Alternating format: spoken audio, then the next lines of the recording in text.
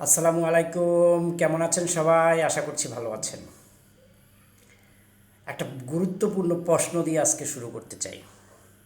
আপনি যদি আজকে এই সুন্দর পৃথিবী থেকে চলে যান, তাহলে সবচেয়ে বড় মূল্যবান কী জিনিস আপনার সন্তানের জন্য রেখে যেতে চান? একটা বাড়ি, গাড়ি, জমি বা আরও অনেক সম্পদ, কী রেখে যেতে চান? আমার কাছে মনে হচ্ছে একজন সন্তানের জন্য শিক্ষা এবং দক্ষতা উন্নয়ন কাজে বিনিয়োগ হইল সেরা বিনিয়োগ। কারণ সম্পদ নষ্ট হয়ে যেতে পারে, চুরি হয়ে যেতে পারে, হারিয়ে যেতে পারে, বাট একজন মনীষীর ভাষায় শিক্ষা অলংকার না, এটা হারিয়ে যাওয়ার সম্ভাবনা নেই।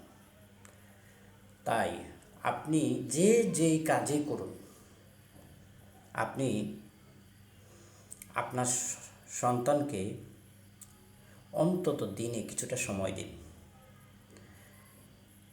তাকে পড়তে উৎসাহ দিন, তার পাশে বসুন, তার পড়ার খোঁজখবর নিন এবং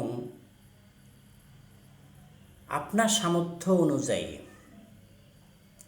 সন্তানের পিছনে শিক্ষা ও দক্ষতা উন্নয়ন কার্যক্রমে আপনি বিনিয়োগ করুন।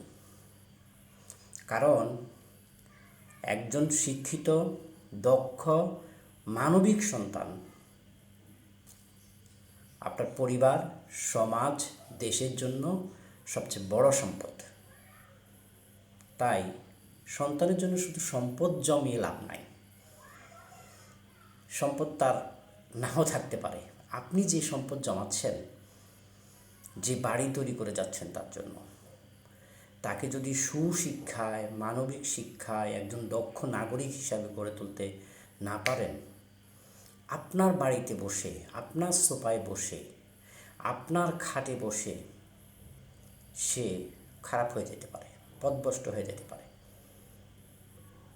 কাজে আসুন আমরা আমাদের সামর্থ্য অনুযায়ী, আমাদের যে সামর্থ্য আছে সামর্থ্য অনুযায়ী সন্তানের পিছনে বিনিয়োগ করি, সময় বিনিয়োগ করি। কারণ সেরা বিনিয়োগ হচ্ছে সন্তানের শিক্ষা এবং দক্ষতা উন্নয়নের বিনিয়োগ। আশা করছি আপনারা বুঝতে পেরেছেন। লাইক, কমেন্ট, শেয়ারে জানাবেন কেমন লেগেছে ভিডিওটা।